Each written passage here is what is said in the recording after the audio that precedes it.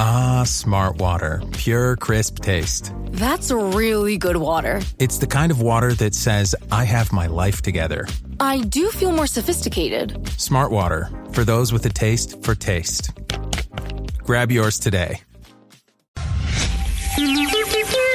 It's the 77 WABC News Hour. Talking the news with Noam Laden. All the news you need to know with Joe Nolan, traffic, Justin Ellick, sports. And now, Talking the news with Noam on 77 WABC. Yes, that's me. Good morning. It is Thursday, June 19th. Your forecast from the 77 WABC Weather Center. Sun and clouds this morning. Could see afternoon thunderstorms. Some of them could be severe. The high is going to be 89. Tonight and overnight, scattered thunderstorms, low 67. And then Friday, just sunshine, high 87. If you are walking out the door with us right now, 69 partly cloudy in Pleasantville up in Westchester County. 68 clear in Flemington over in New Jersey. And it's 72, and they're calling misty, whatever the hell that means, outside our Midtown studios. The top 5 at 5. Zohran Mamdani gets teary on the campaign trail. There's a murder mystery in Jersey City. NYPD knows who set police cars on fire, but they can't find them. A hostage held in Gaza comes home to New Jersey today. And there are new rules for the Seaside Heights Boardwalk. All right, let's get into it at 5:01. Zohran Mamdani, who is gaining traction on Andrew Cuomo in the race for mayor, at least the Democratic primary for mayor, got caught up in an emotional moment on the campaign trail yesterday. The Queen's Assemblyman started to tear up as he talked about what it's like to be a Muslim running for mayor in the city. I get messages that say the only good Muslim is a dead Muslim. I get threats on my life.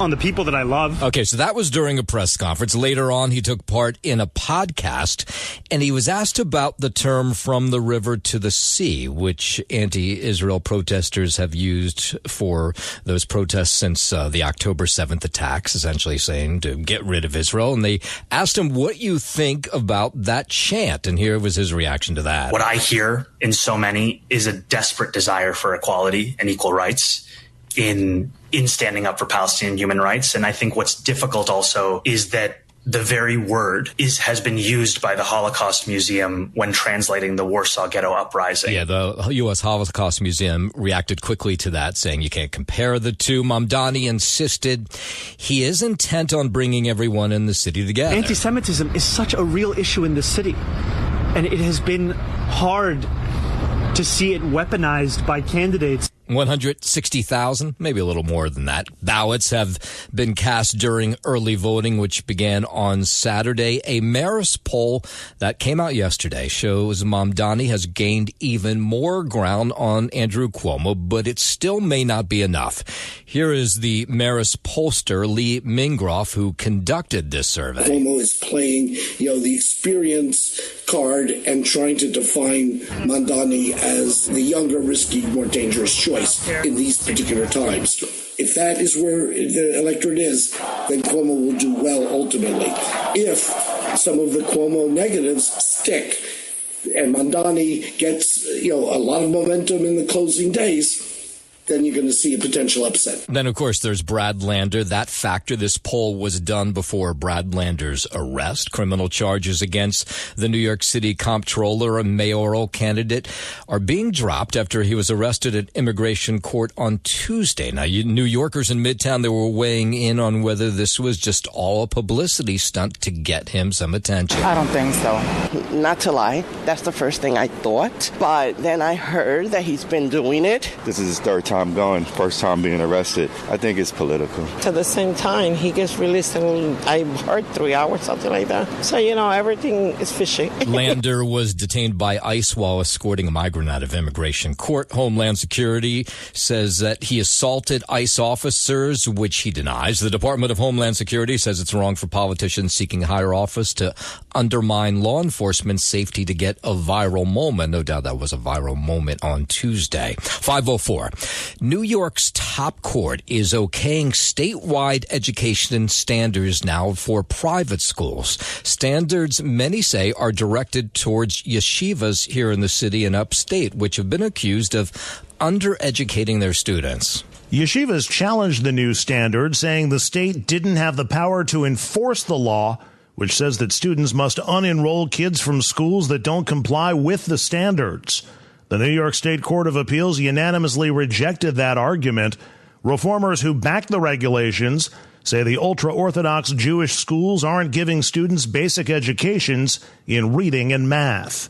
Andrew Whitman, NBC News Radio, New York. 5:05, let's go to the Mideast crisis. At least 6 seriously wounded by an Iranian missile barrage on Israel this morning. Beersheva's Soroka Hospital sustained a direct hit this morning. 4 serious injuries caused by a direct hit on an apartment building in Holon, which is south of Tel Aviv. 2 people seriously injured in a direct hit in Ramat Gan. It was not a good day. The barrage compromised some 30 ballistic missiles, was the heaviest launched by Iran in, well, it's probably 3 days now. President Trump says he continues to meet with his national security team to discuss possible next moves in the Iran-Israel conflict. We're having a meeting in an hour. Have a meeting downstairs. Trump huddled with his advisors yesterday, weighing possible U.S. offensive strikes against Iran. The president again said Iran should have made a nuclear deal with the U.S. before Israel struck. We'll see what happens. We've got a ways to go. They should have made the deal. I had a great deal for them. They should have made that deal. 60 days we talked about it, and in the end they decided not to do it, and now they wish they did it. The president says he may meet with Iranian leaders at the White House. Meanwhile, the president says he's not interested in Russia getting involved in the Iran-Israel conflict. The president says he talked to Vladimir Putin and signaled he's not supportive of the idea that Russia could mediate the negotiations. I said, Vladimir, let's mediate Russia first. You can worry about this later. Yeah, Trump has so far been unsuccessful at brokering a ceasefire deal between Russia and Ukraine. President talking about this phone call with Vladimir Putin yesterday. I spoke to him yesterday, and I said, he actually offered to help mediate. I said, do me a favor. Mediate your own. Let's mediate Russia first, okay? Now, Israel, meanwhile, carried out strikes against Iran's Arak heavy water reactor. It's the latest attack on Iran's sprawling nuclear program. Iranian state TV reporting this morning there was no radiation danger whatsoever and that the facility had been evacuated before that attack. And then later today, Edan Alexander, a freed U.S. Israeli hostage from New Jersey, will return to his New Jersey and the town of Tenafly, where he grew up, for some sort of parade. Now, we don't know all the details, but he is flying back today, his father says, from Israel, and the community is expected to line the streets to welcome him home. Edan, who's 21, grew up in that town, then joined the Israeli army, was kidnapped on October 7th, 2023, and freed, well, it's now a couple months ago. WABC News Time 5:09. You'll remember the State Department earlier this week warning Americans about going to Iran, Iraq, or Israel amid this dispute. That seems pretty obvious. Now they're warning travelers about going to certain parts of Europe, telling Americans to urge and exercise caution because some demonstrations have been heating up in certain countries against people who are upset of like what they call over-tourism. One of the places is Spain. They're just overtaken by too many tourists, especially, of course, in the summer. And some of those people taking to the streets with water guns and spraying the tourists who come to, parts of Spain.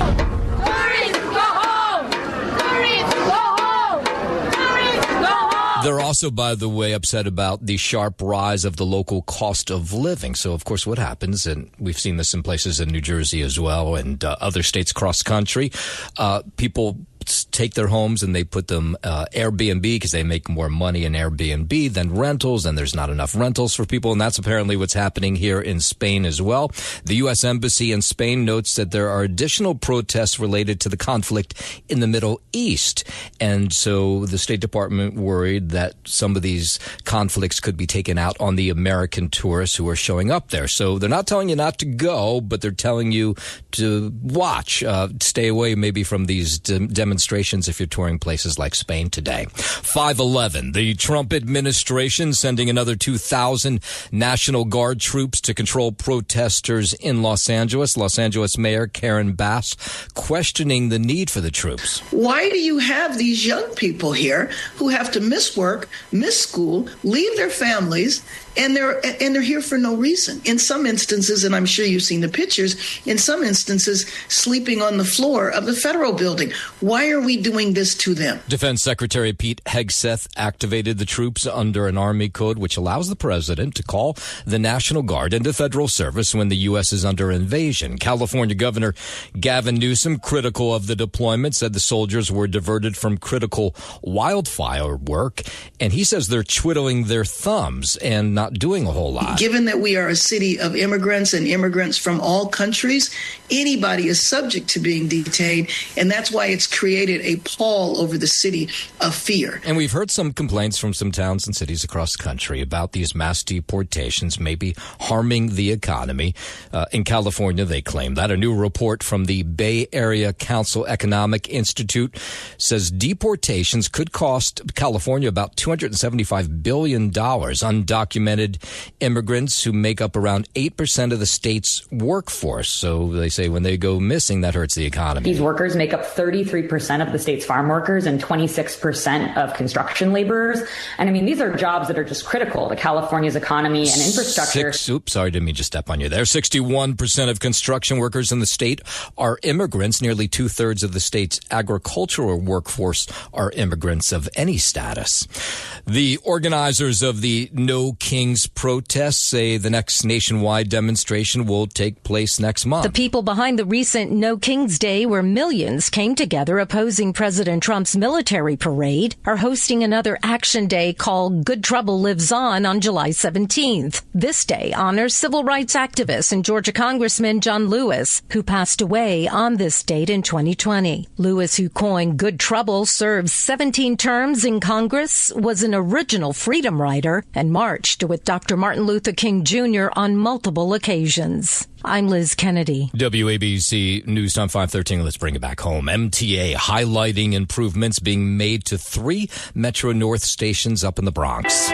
The Botanical Garden stop, another station in Woodlawn, and one in Williamsbridge are all in the process of getting major work done. Crews making them ADA accessible, the Americans with Disabilities Act, and that includes putting in elevators and rebuilt staircases. MTA officials don't expect the stations to close during this work, but there will be minor disruptions.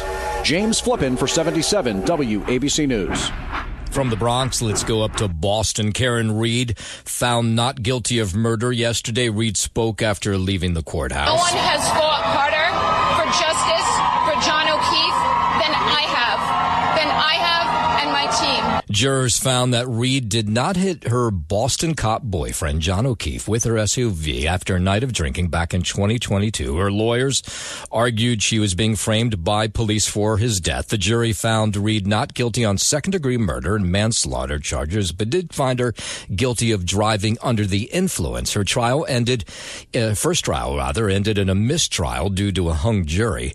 So there were a lot of people that are fans of her. So I never really sort of understood this, but a ton of people came out who do not know her. So she went out after she was found not guilty to the courthouse steps and addressed those fans. Number one is I could not be standing here without these amazing supporters who have supported me and my team financially and, more importantly, emotionally for almost 4 years. Now, these Reed supporters say they're overjoyed at her not guilty verdict. Amazing. I just stopped crying. We've been here for too many years, boots on the ground every day. There's so many people that have waited for this. We stood in the freezing cold through rain. Okay, this Karen Reed supporter thinks she was railroaded by the prosecution. We know the truth. We protect the truth, and we don't protect the power. We protect the people. Yeah, so now she won't face any jail time, and these people who show up don't know her, they're happy. I've been living for this moment for how long? A year and a half? Okay. All right. In a moment, we're going to hear from Texas Republican Senator Ted Cruz, who was taken apart by Tucker Carlson. We'll get that in just a moment. But first, 5:15, let's head over to the 77 WABC Sports Desk. Good morning, Justin Allen. Good morning, Noam Layden. Let's start here on the Diamond in the Bronx. Yankees kept up their recent incompetence in the form of a 3-2 loss to the Angels in the third game of a 4-game set against L.A., surrendering the series and suffering their 6th straight loss in the process. Jazz Chisholm Jr. homered in the second inning to end New York's 30-inning scoreless streak, but an Anthony Volpe error in the 8th inning gave Los Angeles a tie-breaking run. The Yankees lost for the 8th time in 18 games, and their losing streak is the longest since they lost 9 straight in August of 2023. Cody Bellinger homered to give the Yankees... What's going on? I mean, it is really, what's your analysis? Really bad. I mean, obviously they're not playing good baseball, but is there something going on behind the scenes in the clubhouse we should know about? I don't think so. I mean, it's a long season, so you do hit these lulls as an offense. But when you get up into the 5-game, 6-game losing streak area, it does become very worrisome among the fan base, obviously.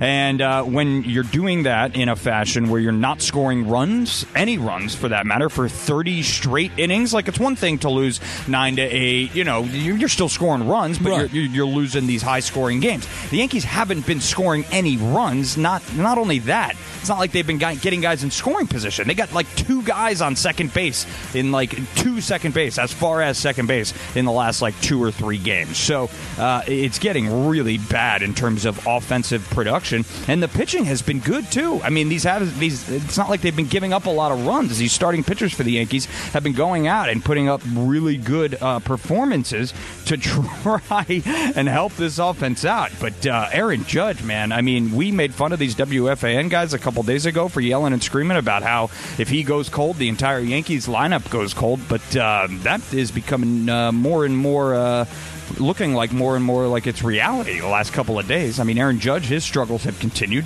going 0 for 4 yesterday, 2 strikeouts. His average dipped to 366. I mean, a week ago, he was up at 390. Oh, that's still pretty good, though. Of course, it's great, but the guy was hitting 400 up until this point. And now he can't seem to not only put the ball in play, the guy is striking out at least twice a game. And when he's not going, this Yankees lineup, it seems like completely shuts down. And yesterday you saw it trickle over into the defensive part of the game. Anthony Volpe with that big error in the 8th inning. So, you got to mop it up and try and at least get in the win column. I don't care how you do it, but you can't get swept in 2 straight series here. One of those series, obviously, this one being a 4-game set. It's got to be better for the Mets, right? No, it's not at all. They lost their 5th straight last night, 5-0 to the Braves, game 2 of 3 in that series in Atlanta. Up next for the Mets, they'll try and avoid a sweep as Clay Holmes gets to start in tonight's series finale against the Braves. That 5th straight loss for them is also a season high. Now, both teams are still in first place in their respective divisions, but obviously with 6 straight losses and 5 straight losses respectively, those leads start to dwindle, but we'll see how they pick it up. Still early. The NBA tonight, 8:30 p.m. out there, the Thunder and the Pacers, game 6 of the NBA Finals. OKC leads that series 3-2. They can put it away. Action tonight with a win in game 6. They are 6.5-point favorites tonight for that 8:30 p.m. tip-off. And sticking with the NBA here quickly, the Buss family is entering into an agreement to sell majority ownership of the LA Lakers to Mark Walter for a franchise valuation of approximately $10 billion, the highest ever for a U.S. professional sports franchise. That's your Sports Gnome, and I'm Justin Ellick, 77 WABC. WABC News Time 5:21. Texas Republican Senator Ted Cruz pushing back after a clip from his interview with Tucker Carlson went viral. The clip shows the conservative personality quizzing the Texas Republican about the population of Iran. I don't know the population at all. No, I don't know the population. You don't know the population of the country you seek to topple? How many people live in Iran? 92 million. Okay. Yeah, how could you not know that? Carlson went on to accuse Cruz of not knowing anything about Iran. Later Tuesday night, Cruz said Carlson released a snippet playing a gotcha moment on the population of Iran. He says he declined to sort of play that silly game. You don't know anything about Iran. So okay, I am not the Tucker Carlson expert on Iran. You're a senator who's calling for the overthrow of the government. You're the one who don't know anything about the country. No, you don't know anything about the country. You're the one who claims they're not trying to murder Donald Trump. Carlson's original post of the clip, it racked up more than 26 million views as of yesterday afternoon. 5:22, the Federal Reserve leaving interest rates unchanged, making the fourth straight time the central bank has kept rates steady. The Fed Chair Jerome Powell spoke after the decision was announced yesterday. We believe that the current stance of monetary policy leaves us well positioned to respond in a timely way to potential economic developments. Rates will remain high, hover between 4.25% and 4.5%. Mortgage rates are near 7%, and the average credit card rate is north of 20% now. President Trump has been pressuring Powell to cut those rates, but the Fed chair says the current position is strong. Despite elevated uncertainty, the economy is in a solid position. The unemployment rate remains low, and the labor market is at or near maximum employment. And he says the Fed's objective remains clear here. We understand that our actions affect communities, families, and businesses across the country. Everything we do is in service to our public mission, and we at the Fed will do everything we can to achieve our maximum employment and price stability goals. 5:23, Kraft Heinz says it's going to phase out food, drug, and cosmetic or FD&C artificial dyes from its products by the end of 2027. We told you about that earlier this week. Now you have these people weighing in on it. Here's the head of the Medical Society of New York, says it comes as the FDA looks to eliminate synthetic petroleum-based dyes from foods. Certain things that are associated with either carcinogens or irritation in the stomach or hypersensitivity, or one of them specifically related to potential genetic changes. Now, it takes a while to make the changes. Kraft Heinz says it will not launch any new products with the affected dyes. It's trying to basically make more natural dyes that make the food industry's products more attractive. It comes as about 10% of Kraft Heinz, by the way, the biggest food maker in the country. It says currently 10% of its products sold in the U.S. are FD&C colors, including a Kool-Aid, Jell-O, and Crystal Light. The head of Amazon says AI going to shrink its workforce in the coming years. CEO Andy Jassy sent a memo to employees on Tuesday saying the increasing use of artificial intelligence will eliminate the need for certain jobs. Jassy wrote that Amazon employees should learn how to use AI tools and figure out how to get more done with scrappier teams. The Wall Street Journal says nearly 1 in 4 U.S. tech jobs posted so far this year are seeking employees with artificial intelligence skills. I'm at Mattinson. 5:25. As Justin told you, it's the end of an era. The Buss family selling their majority stake in the Lakers. Los Angeles sports talk show host Matt Money Smith says the decision was probably easy for the legendary family to make. You know, they probably just looked at the number and said, we can still be involved, but we're no longer calling the shots, but they'll still be part of the Lakers. $10 billion, that was the number thrown around. That's a lot of money. Buss family reportedly selling to the Dodgers. The deal marks what would be a major realignment in LA sports, with two powerhouse franchises now sharing ownership ties. The sale needs final approval from the NBA. Jerry Buss purchased the Lakers along with the Kings and the Forum, where they played, for $67 million in 1979, and now is making $10 billion. I would say that's a pretty good profit. I would imagine billions and billions of dollars is ultimately what it comes down to. You know, if you go through the last decade, there's been a lot of family strife. Fans, sports talk show hosts too, think the sale could lead to a Laker championship. I think it opens up your opportunities to take in salary, to pay the penalties, to just kind of say whatever with your rules. It's worth $50 million to me. I don't care about that money. Yeah, $10 billion. That's a lot. 5:26. Sure, schools teach math, but most don't teach finances. Mayor Eric Adams' administration says by the year 2030, every student will be learning how to save, spend, and manage money. We have to learn treasury bonds and chemical bonds. We have to learn how to save, how to use our money. The administration unveiled the first 15 school districts in the city to get financial educators who will provide students and families with workshops next school year. They'll help develop classroom resources to build responsible financial habits. I'm Lisa Ritchie for 77 WABC News.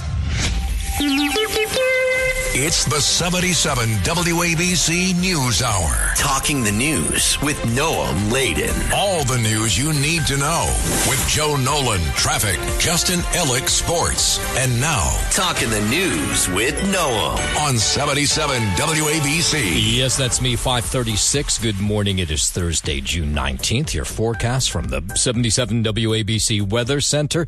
Sun and clouds this morning. We could see some afternoon thunderstorms. Some of them could be pretty severe. The high 89.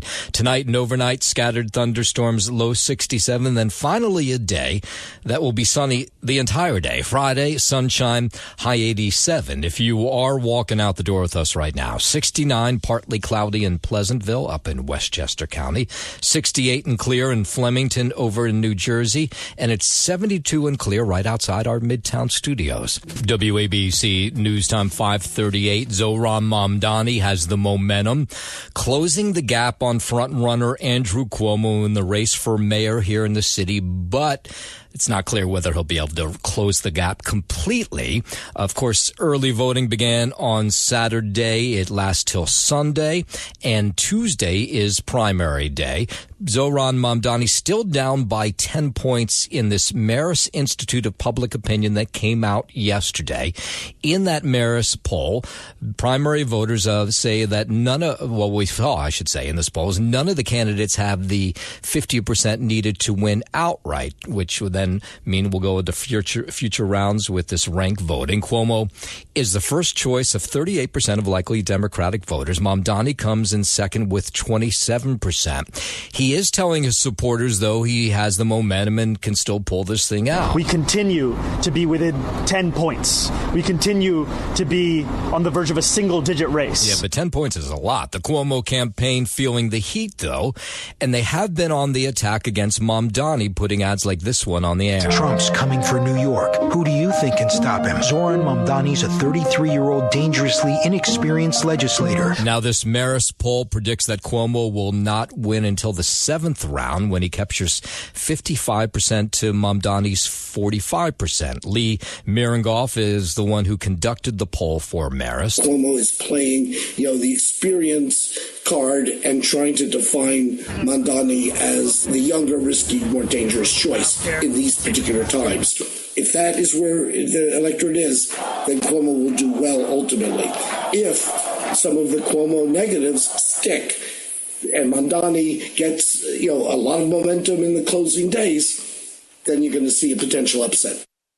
A little over 100,000 people have casted early ballots during early voting, which began on Saturday. The biggest portions in Brooklyn and in Manhattan. 541. Bicyclists killed after colliding with a pedestrian in Central Park yesterday. This was my worst fear when I used to ride that circle in Central Park. The cyclist, a 43-year-old, collided with a 41-year-old man who was crossing at the crosswalk. He fell, struck his head on the curb. This was near 96th and East Drive. Taken to Mount Sinai Morningside Hospital where he was pronounced dead. This was about 7 o'clock last night. The pedestrian suffered just minor cuts to the hand. The incident under investigation. The NYPD looking for a man they allege is connected to a police vehicle arson case in Bushwick, Brooklyn. You remember last week we were telling you about this guy that about 1 a.m. climbed over a gate, entered a police parking lot near DeKalb Avenue, and then set a whole bunch of police cars on fire. Now, police say they know who he is. His name is Jockey Lodskin McCrae. Well, Jockey McCrae, we'll call him, placed apparently fire starters on the windshields, hoods, and tires of multiple NYPD vehicles and then ignited this whole thing, damaging 11 police vehicles. So cops holding a press conference at one police plaza yesterday to say, hey, can you help us find him? We know who he is. This is the guy that started the fire. There was an attack on the NYPD, but it was also an attack on the safety of the community of Bushwick. So McCrae, who is 21, he's not from New York. He's actually from Maplewood, New Jersey. Had been arrested at a pro-Palestinian protest in the city at Columbia University. So he's not a stranger to authorities, but they just can't find him. He's currently wanted for this incident, and he's also wanted for a criminal mischief incident in Columbia University back in September, where he disguised himself as a student and caused over $1,000 of damage to a statue on the campus. Police not sure what the exact motive was to set those police cars on fire last week. It was at the same time those anti-ICE protests were taking place in the city. Maybe he felt some solidarity with the protesters out in Los Angeles. That's just a thought. They don't know for sure, but they do were able to follow him with cameras, because there's cameras everywhere. And they saw him leaving the scene in Bushwick and then coming here into the city, and that's when they lost his trail. Several times during his escape, he changes his clothing. He's wearing a hoodie cinched up so you can't see his face and wearing a mask. But we do believe that he acted alone. Just a matter of time. NYPD tracked him into Manhattan before losing sight of him. It's now working with the U.S. Marshal Service to apprehend him. 5:43.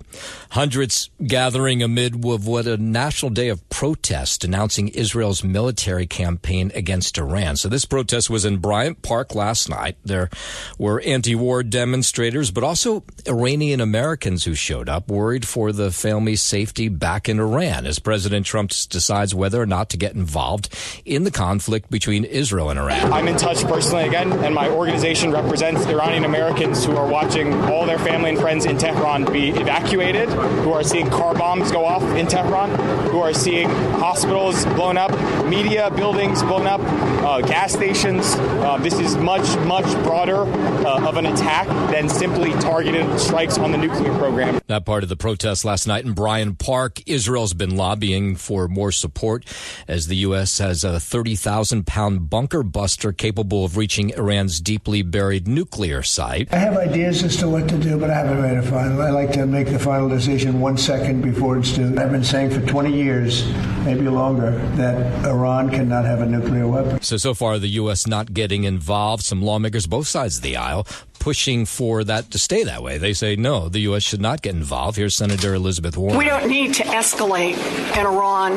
That doesn't make anyone in the Middle East safer, and it certainly doesn't make the United States any safer. And yesterday, Iran's supreme leader blasted the President Trump, for demanding an unconditional surrender. He said that would not happen. And this morning, at least 6 seriously wounded by an Iranian missile barrage on Israel. Beersheva's Soroka Hospital sustained a direct hit. Also hits in Tel Aviv and Ramat Gan. It was the worst day, at least in 3 days. 30 ballistic missiles shot Israel's way. 5:45. Let's head over to the 77 WABC Sports Desk, and here's Justin Ellick. Thank you, Noah Maladen. Start here on the Diamond in the Bronx. The Yankees kept up their recent incompetence in the form of a 3-2 loss to the Angels in the third game of a 4-game set against LA, surrendering the series and suffering their 6th straight loss in the process. Jazz Chisholm Jr. homered in the second inning to end New York's 30-inning scoreless streak, but an Anthony Volpe error in the 8th inning gave Los Angeles a tie-breaking run. The Yankees lost for the 8th time in 18 games, and their losing streak is the longest since they lost 9 straight. In August of 2023, Cody Bellinger homered to give the Yankees a 2-1 lead in the 4th, and Aaron Judge kept up his struggles, going 0 for 4 with 2 strikeouts, as his average dipped to .366. Up next for the Yankees, Carlos Rodon will get the start in what will be a 1:05 p.m. first pitch from the Bronx for this afternoon series finale against the Angels, as the Yankees try to avoid getting swept for the second straight set. As for the Mets, they fell 5-0 to the Braves in Game 2 of a 3-game series in Atlanta. Good for New York's season-high 5th straight loss there. Mets second baseman Jeff McNeil was 1 for 3 and extended his on-base streak to 20 games, the longest in the majors. Starter Paul Blackburn gave up 4 runs, 3 earned on 4 hits with 2 walks in 3 2/3 innings. Up next for the Mets, they'll try and avoid a sweep as Clay Holmes gets a start in tonight's series finale against the Braves, scheduled for a 7:15 p.m. first pitch from Atlanta. Both MLB teams, Noam Laden, still on that schneid we were talking about yesterday. Yeah. So they're going to both have to work on getting off that schneid. So who today. do the Yankees play next? They got the Angels again today. Are the Angels good? No, they're not very good. Right, but so that's good. But I mean, you're playing bad baseball like this, you'll lose to anybody. It doesn't really matter. You're not scoring in 30 straight innings. You're not going to win any baseball games that way. got to score to win the game. Right. I'd rather have a June slump than an August Without a doubt. Without a doubt. I think these slumps are much more welcome in the first half of the season before the All-Star break. You come out of the All-Star break and lose 10 straight, then people are really going to start to scream. But, you've got some time now to come pull yourself off the mat here and try and recover before the All-Star break coming up in mid-summer. To the NBA, we're looking ahead to an 8:30 p.m. tip-off tonight between the Thunder and the Pacers. Game 6 of the NBA Finals. OKC leading that series 3-2, and they are 6.5-point favorites for tonight's Game 6. They will try and wrap things up in the NBA Finals. And sticking with the NBA, the Buss family is entering into an agreement to sell majority ownership of the LA Lakers to Mark Walter for a franchise valuation of approximately $10 billion. Sources revealed yesterday, the highest ever for a U.S. professional sports franchise. Do you think the NBA, well, maybe the NBA won't care, but then they'll own 2 sport franchises, or maybe 3. Right? Yeah, what do they own? One city. They own the Dodgers. Yeah. They would they get the Kings as part of that deal, since the Buss family owned the Kings? Oh, I don't know. That's a good question, actually. Then you get the Lakers. That's a lot for one guy to own. Yeah, but if you got the money, why wouldn't that be a lot? I don't know. Yeah. Just throwing it out Mark there. Walters, very wealthy man. Very. Oh. And a lot of people think he's going to turn this franchise around. Well, they always say that. Not that they need much turning around, but, Lake Show, it's got to get back to showing off. That is your Sports Gnome, and I'm Justin Ellick, 77 WABC. WABC News Time 550. The alleged Gilgo Beach serial killer giving his defense attorneys high praise in court yesterday after they wrapped up questioning with an expert defense witness tied to DNA that could sink Rex Uerman or set him free. Their lawyers have been trying to prove that the DNA the prosecution is using, the sampling done, is not legit. So that was part of this court hearing yesterday. Here is Rex Uerman's lawyer. We have a motion pending for a severance of the counts. This hearing is continuing. What the prosecution has lacked is any verification and any validation of this product, this potential science that the Istria folks want to introduce. Uerman's lawyers say all the pretrial motions may likely mean the trial for Uerman won't take place until sometime in 2026. Uerman charged with the murders of 7 women during a 2-decade reign of horror from 1993 to 2011. His lawyers yesterday talking about his state of mind as he waits for his trial in a jail cell in Suffolk County. He complimented us on Ms. Koish's work today. Again, he's very anxious to get to trial, but he's a patient man. And he may have to be very patient if it's not going to take place till next year. 551 to Jersey City, where cops investigating the death of a 91-year-old man found inside his apartment during a welfare check. Police conducted this welfare check last week, 5th floor of a building on Kennedy Boulevard. The responding officers found 91-year-old Anquan unresponsive. He was taken to the hospital where he was pronounced dead. The medical examiner determining this week that his cause of death was from blunt force trauma. So now they're saying this death is a homicide. And of course, that's freaking out the neighbors. I worry for older people like my mom, or even young people, because if they're crazy people out there, but they don't know who did it, they don't. Okay. Many of the residents of this building, senior citizens who live alone, the incident has them concerned. Kwan had relatives apparently that stopped by on occasion, but they had not seen him for many days before they found his body. The police found the body. That's very sad because he was old man, right? And it's scary because nobody knows nothing. When I met him here, he was very kind, very friendly. The building does have security cameras. Visitors have to go through 2 locked doors to gain access.